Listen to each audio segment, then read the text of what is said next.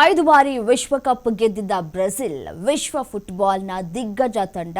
ಆದರೆ ಈ ಬಾರಿ ಆ ತಂಡಕ್ಕೆ ಭಾರೀ ಆಘಾತ ಎದುರಾಗಿದೆ. ಫಿಫಾ ವಿಶ್ವಕಪ್ ಅಲ್ಲೇ ನಾರ್ವೆ ಐತಿಹಾಸಿಕ ಸಾಧನೆ ಮಾಡಿದ್ದು ಬ್ರೆಜಿಲ್ಗೆ ಶಾಕ್ ನೀಡಿದೆ.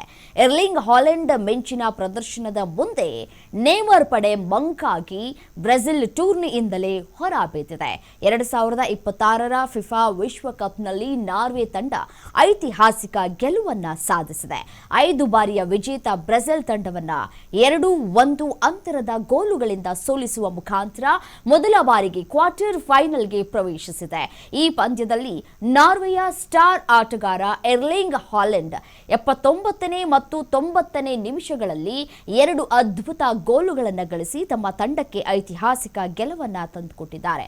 ನೇಮರ್ ಜೂನಿಯರ್ ಹೆಚ್ಚುವರಿ ಸಮಯದಲ್ಲಿ ಪೆನಾಲ್ಟಿ ಮುಖಾಂತರ ಬ್ರೆಜಿಲ್ ಪರ ಏಕೈಕ ಗೋಲನ್ನು ಗಳಿಸಿದ್ರು.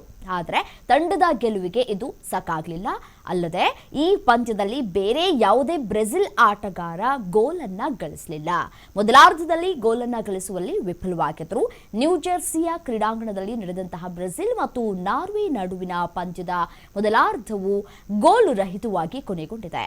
ದ್ವಿತೀಯಾರ್ಧದಲ್ಲಿ ಎರಡೂ ತಂಡಗಳು ಗೋಲನ್ನ ಗಳಿಸೋದಕ್ಕೆ ಹಲವು ಅವಕಾಶಗಳನ್ನು ಸೃಷ್ಟಿಸಿದ್ವು.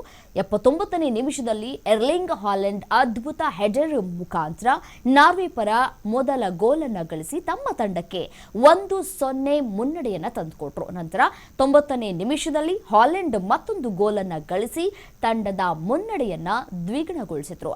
ಈ ಎರಡೂ ಗೋಲುಗಳ ನಂತರ ಬ್ರೆಜಿಲ್ ತಂಡ ಏನಿದೆ, ಸೊ ಆ ಒಂದು ಬ್ರೆಜಿಲ್ ತಂಡಕ್ಕೆ ಇದೀಗ ಒಂದು ಗೆಲುವನ್ನು ತಂದುಕೊಡುವಂತಹ ಕೆಲಸಗಳು ಕೂಡ ಆಗಬೇಕಾಗಿತ್ತು. ಬಟ್ ಆದರೆ ಅದು ಇಲ್ಲಿ ಆದಂತೆ ಕಾಣ ಸಿಗ್ತಾ ಇಲ್ಲ.